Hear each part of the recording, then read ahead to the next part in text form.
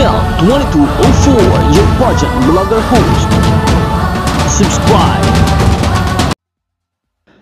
Magandang araw Pilipinas and good day pageant lovers! Welcome back sa ating channel. Isang napakainit na balita ang ating pag-uusapan ngayon dahil mamaya na nga magaganap ang 63rd Miss International Grand Finale.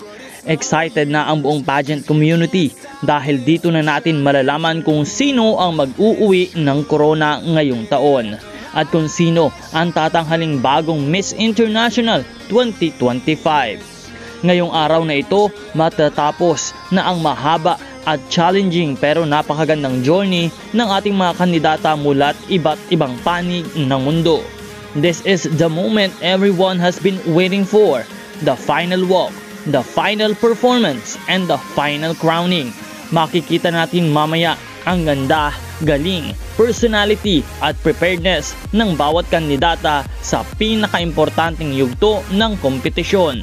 At syempre, hindi mawawala ang pinakaabangan nating lahat, ang pasabog final performance ng ating pambato na si Myrna Isguera ng Pilipinas. Sa social media, sa comment sections, sa live streams, ramdam na ramdam ang 100% support ng Filipino fans kay Myrna. Talagang hindi bumibitaw ang ating mga kababayan at tuloy-tuloy ang dasal, cheer at pagmamahal para sa kanya hanggang sa dulo.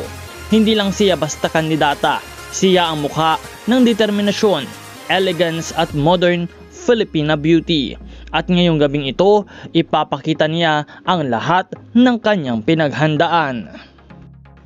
Confidence, grace, intelligence, and world-class performance. Handang-handa na si Myrna para sa Coronation Night, kaya naman tayo rin handa na para sumuporta hanggang huling segundo.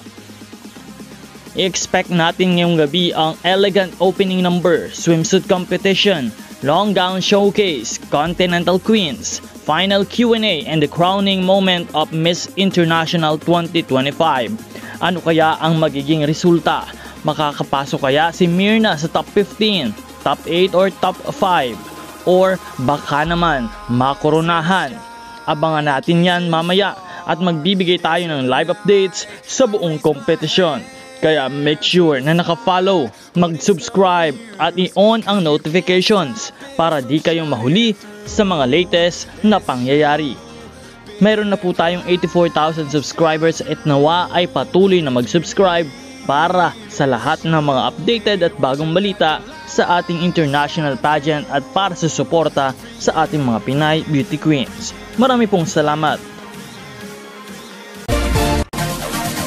Support your favorite candidates and leave a comment.